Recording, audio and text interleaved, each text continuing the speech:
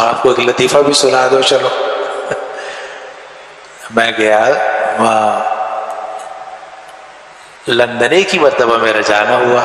اس وقت تک یہ واقعہ نہیں ہوا تھا کہ 11 کا. تو خیر وہاں پہنچا تو ایک بزرگ ہے وہاں، بڑے مفتی ہیں، بڑے عالم. وہ مجھے ملے، کہنے کا بڑا لطیفہ ہوا ہمارے ساتھ. کہنے کا یہ ہوا کہ حضرت مولانا تقی عثمانی صاحب تشریف لائے ہوئے تھے آئرلینڈ. تو وہاں بڑے بڑے علماء کا اجتماع تھا، اور کچھ یورپ میں جو مسلمانوں کے مسائل ہیں اس سے متعلق علماء جمع تھے.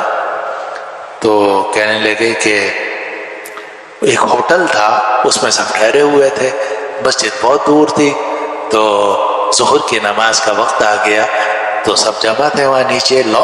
انتظام کر لیا تھا نماز کا، تو ہال کے اندر نماز کا وقت آ گیا تو سب نے حضرت تقی صاحب کو آگے کر دیا گیا. شیخ صلی بنا الظہر.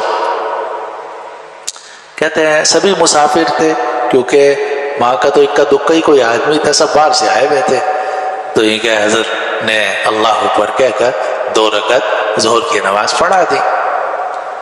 پھر اس کے بعد جب حضرت نے ظہر کی نماز پڑھا کے سلام پھیرا تو وہ پیچھے سارے عرب تھے، جی ائمہ ثلاثہ کے ماننے والے. وہ کہنے لگے یا شیخ صلی بنا العصر. حضرت کھڑے ہوئے، اللہ اکبر کہہ کے حضرت نے پھر اپنا نیت باندھ لی. اب وہ مفتی یوسف ساچا صاحب وہ فرمانے لگے کہ میں حیران کہ معتقسہ کو کیا ہو گیا، اور یہ جمع تقدیم کر رہے ہیں اور وہ بھی ظہر کے وقت میں. احناف کے ہاں تو یہ جائز نہیں ہے، باقی ائمہ کے ہاں تو سفر کے اندر جمع تقدیم جمع تاخیر سب جائز ہے، اور جمع حقیقی جائز ہے ان کے ہاں. ہمارے ہاں جمع حقیقی جائز نہیں، جمع سوری ہے.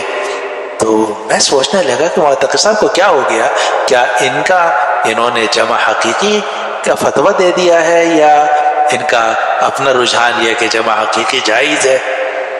تو ان کے مجھے بڑے لیکن ایک بات میرے ذہن میں آئی کہ یہ آدمی بہت بڑا ہے، اس کی بات سمجھنا ہمارے لیے ذرا آسان نہیں ہے، اور جو کرتا صحیح ہے. تو کہتے ہیں کہ خیر نماز ہو گئی. حضرت نے 2 رکعت پڑھ کے اپنے کمرے کی طرف چلے گئے. میں پیچھے گیا حضرت کے پاس. میں نے کہا حضرت آپ نے عصر کی نماز پڑھائی؟ فرمایا نہیں میں نے تو نہیں پڑھائی. کہا پھر آپ نے؟ کہا میں نے تو ظہر کی 2 سنتیں پڑھی ہیں. میں نے تو اپنی ظہر کی 2 سنتیں پڑھی، عصر تو میں اپنے وقت میں پڑھوں گا. البتہ اتنی بات ہے کہ یہ جو پیچھے لوگ ہیں ان کے ہاں اقتداء مفترض کی متنفل کے پیچھے جائز ہے. تو میں اگر نفل بھی پڑھوں گا اور یہ پیچھے فرض کی اقتداء کر لیں گے تو ان کی نماز جائز ہو جائے گی.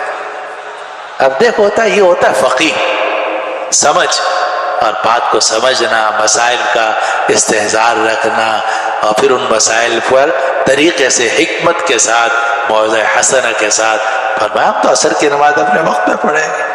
تو یوسف ساچا صاحب فرماتے ہیں کہ مجھے پہلے بھی اندازہ تھا کہ یہ آدمی بہت بڑا ہے اور اس کی بات سمجھنا آسان نہیں ہے، لیکن پھر تو یقین ہو گیا کہ واقعی بہت بڑا آدمی ہے. تو اب یہ جو ائمہ ثلاثہ ہیں ان کے ہاں بچے کے پیچھے بھی نماز جائز ہے. اقتداء مفترض بمفترض آخر، اقتداء متنفل بمفترض، سب ان کے ہاں جائز.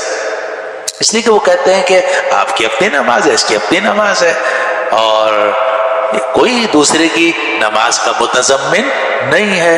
اس لیے ان کے نزدیک سبھی کی امامت اور متنفل کے پیچھے مفترض کی امامت سب جائز.